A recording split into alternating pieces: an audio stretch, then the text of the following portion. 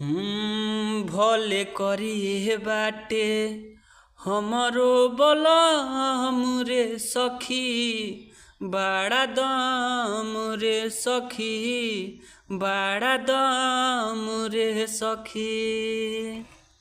नमस्ते, प्रणाम। एक बार फिर से राइटर ऑफिशियल चैनल में आप सभी के स्वागत बा। और आज हम बहुत ही हिट गाना लेके आयल बाटी। हमके आशा ना पूरा विश्वास बा आप लोगन की गाना जरूर पसंद आई। ई ट्रैक के नाम बा शिल्पी राज जी के ट्रैक बा। आई गाना बा कि छने छने बदले हर तोहरो मिजाज रजऊ, धोखेबाज रजऊ, धोखेबाज रजऊ। तो यही ट्रैक पे बा आप लोगन के बहुत ही हिट गाना बा। हमके आशा ना पूरा विश्वास बा आप लोगन के बहुत ही पसंद में आई गाना के केहू भी गा सकला, लड़का भी गा सकला, लड़की भी गा सकेली, कोनो भी दिक्कत ना हो, बिल्कुल फ्री सॉन्ग बा भाई। तो चलिए बिना टाइम वेस्ट कैले शुरू कल जाए आज के वीडियो देखल जाए कैसन बा। तो आई सुनल जा। कि शादी पर शादी हमार भइल रे, ऐसन प्यार नहीं भइल रे, भइल रे। दो बार गाना है।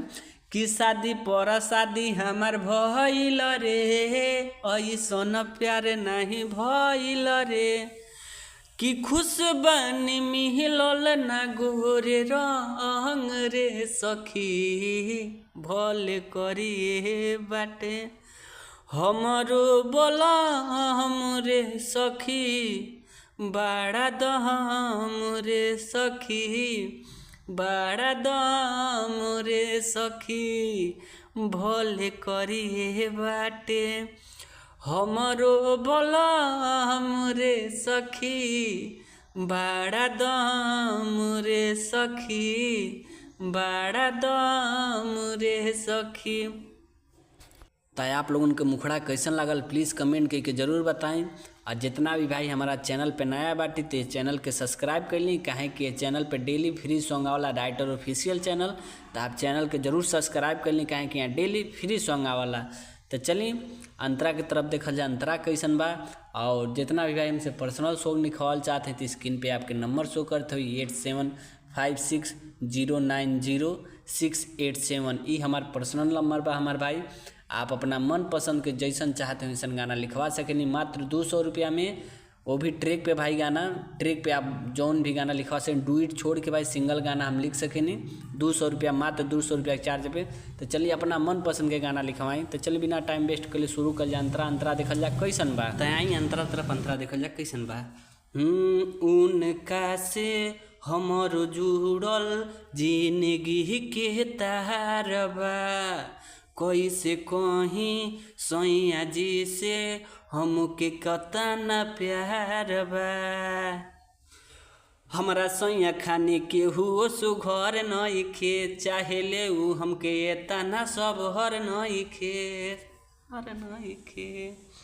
कि प्यार न करेले तनिको कम रे सखी, भले करिए बाटे हमरो बलम रे सखी, बड़ा दम रे सखी, बड़ा दम रे सखी, भले करिए बाटे हमरो बलम रे सखी, बड़ा दम रे सखी, बड़ा दम रे सखी।